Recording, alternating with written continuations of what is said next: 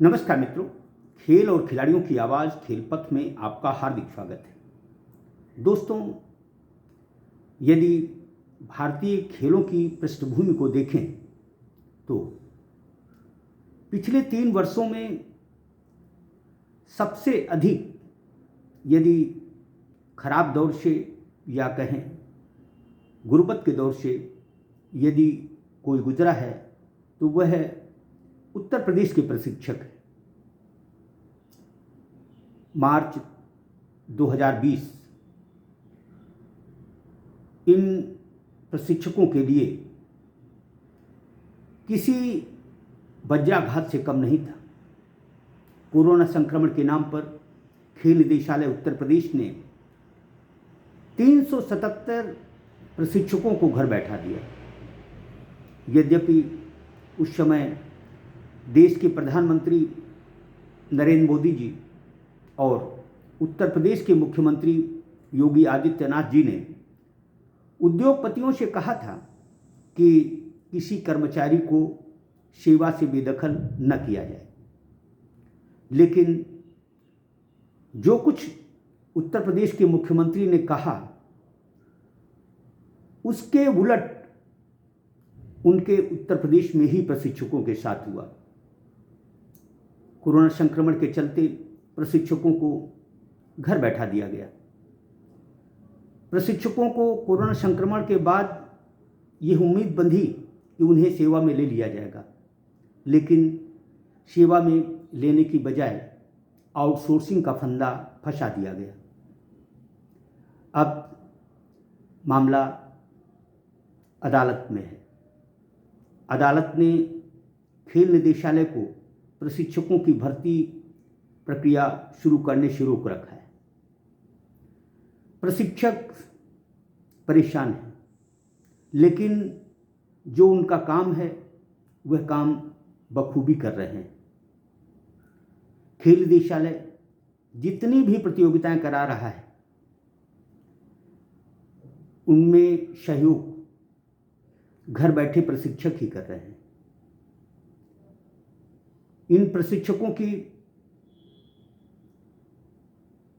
सेवा भावना या यूं कहें खेलों के प्रति लगाव ही है कि जो अधिकारी उनका शोषण कर रहे हैं उन्हीं के साथ उन्हीं के कामों में वह जी तोड़ मेहनत करते हैं। खेल प्रशिक्षकों की इस सदाशयता मानवीयता का खेल निदेशालय के आला अधिकारियों पर रत्ती भर भी असर नहीं हो रहा। खेल निदेशालय के अधिकारी टोटा रतन आउटसोर्सिंग के माध्यम से ही प्रशिक्षकों की नियुक्ति की कसम जैसे खा चुके हैं। प्रशिक्षक भी मजबूर हैं। प्रशिक्षकों की मजबूरी खेल निदेशालय के आला अधिकारियों के साथ कुछ ऐसे प्रशिक्षक भी हैं जो कि नहीं चाहते कि दूसरे के घरों में चूल्हे जलें। दुख और अफसोस तो इस बात का है कि लगभग 95% प्रशिक्षक किसी भी सूरत में काम करने को तैयार है। उन्हें अब आउटसोर्सिंग से भी काम करने में कोई परेशानी नज़र नहीं आती। इसकी मुख्य वजह है कुछ दिनों पहले आला अधिकारियों का ये कहना कि प्रशिक्षकों को उनके गृह जनपद में ही रखा जाएगा। जब से खेल निदेशालय के आला अधिकारियों ने गृह जनपद का शिगुफा छोड़ा है तभी से प्रशिक्षक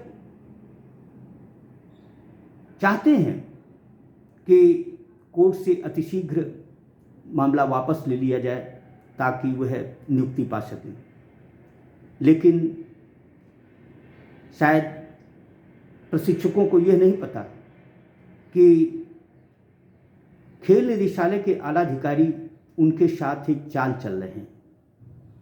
यदि चाल नहीं चल रहे तो वह हर बात लिखित में क्यों नहीं देते? यदि उनके मन में पाप नहीं है, वह वाकई में प्रशिक्षकों से हमदर्दी रखते हैं, तो उन्हें हर चीज़ लिखित में देनी चाहिए।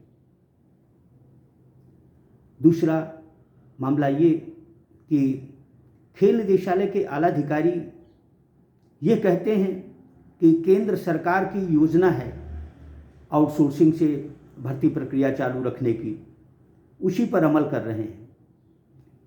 केंद्र सरकार या केंद्रीय खेल मंत्रालय खिलाड़ियों, प्रशिक्षकों के लिए बहुत अच्छे काम भी किए हैं। उत्तर प्रदेश सरकार क्या उन अच्छे कामों को कर रही है?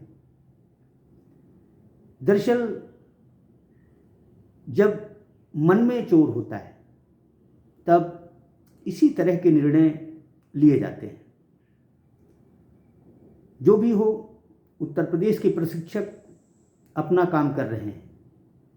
चूंकि खेलों से उनका वास्ता है, लिहाजा खेल निदेशालय की जितनी भी खेल प्रतियोगिताएं हो रही हैं, प्रशिक्षक उनमें तन मन से सहयोग कर रहे हैं। यहाँ तक कि खेल अधिकारियों के सामने आने पर उनसे अपनी फरियाद तक नहीं करते। मुख्यमंत्री योगी आदित्यनाथ के गृह जनपद में अभी कुछ दिन पहले एक अखिल भारतीय आमंत्रण कबड्डी प्रतियोगिता हुई है। उस प्रतियोगिता में न केवल मुख्यमंत्री योगी आदित्यनाथ जी थे, बल्कि खेल निदेशालय के आला अधिकारी भी थे। मैंने देखा कि बहुत से प्रशिक्षक खेल अधिकारियों के साथ फोटो खिंचवाने में ही मस्त थे। क्या खेल अधिकारियों के साथ फोटो खिंचवा लेने से आपकी रोजगार पाने में सहूलियत हुई? क्या इन अधिकारियों के मानवीय हृदय में प्रशिक्षकों के प्रति हमदर्दी जागी? ये ऐसे सवाल हैं जिनके जवाब शायद किसी के पास नहीं है। प्रशिक्षक निसंदेह बहुत परेशान है, क्योंकि प्रशिक्षक एक ऐसा पेशा है जो कि खेलों से इतर और कुछ कर भी नहीं सकता। दरअसल बहुत सारे प्रशिक्षक ये चाहते हैं कि भर्ती प्रक्रिया शुरू हो। कई प्रशिक्षक अपने साथियों पर ही तोहमत लगाते हैं। मैं समझता हूं कि यह समय किसी पर तोहमत लगाने का नहीं है। यह समय सब्र का है। यद्यपि आउटसोर्सिंग प्रथा अभिशाप है, लेकिन यदि अधिकांश प्रशिक्षक ये चाहते हैं कि उन्हें आउटसोर्सिंग से ही काम करना पसंद है, तो मैं समझता हूँ कि जो लोग प्रशिक्षकों की रहनुमाई कर रहे हैं, जो लोग प्रशिक्षकों के लिए लड़ाई लड़ रहे हैं, उन्हें अपने निर्णय पर पुनर्विचार करना चाहिए। यदि वह प्रशिक्षकों का भला नहीं कर सकते, तो मैं समझता हूँ कि उनका बुरा करने का उनके पास कोई अधिकार नहीं रहता। यदि हम सामूहिक रूप से लड़ाई लड़े होते, तो मैं समझता हूँ कि अब तक उत्तर प्रदेश के प्रशिक्षकों की समस्या का समाधान निकल चुका होता।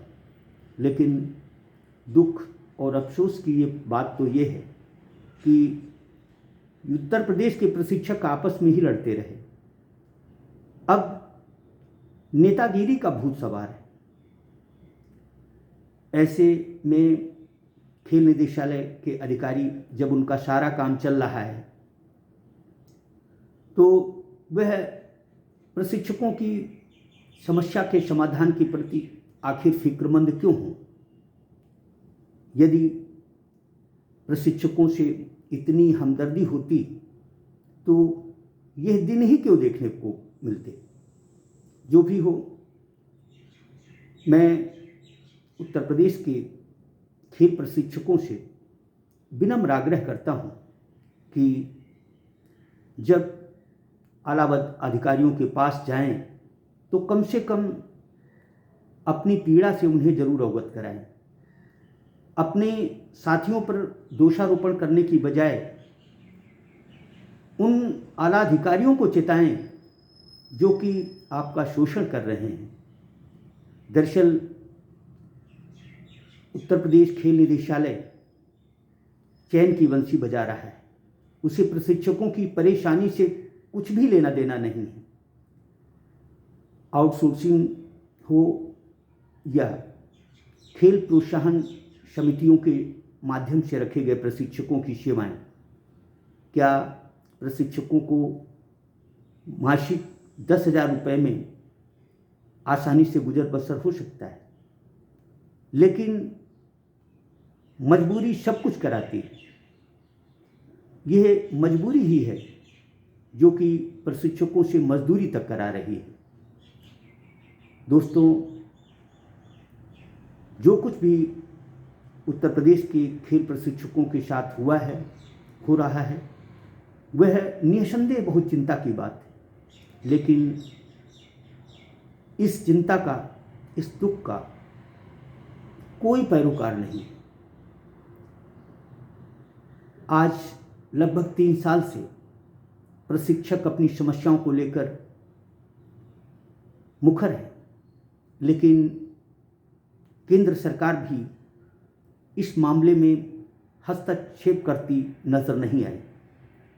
जबकि बहुत सी योजनाएं केंद्र सरकार ने, केंद्रीय खेल मंत्रालय ने, भारतीय खेल प्राधिकरण ने उत्तर प्रदेश को दे रखी हैं, जिन्हें वह अपना मानकर उनका भी कबाड़ा कर रहे हैं। अब देखना ये है कि 19 दिसंबर को अदालत क्या फैसला सुनाती है या यह मामला और आगे बढ़ता है। जय हिंद, जय भारत।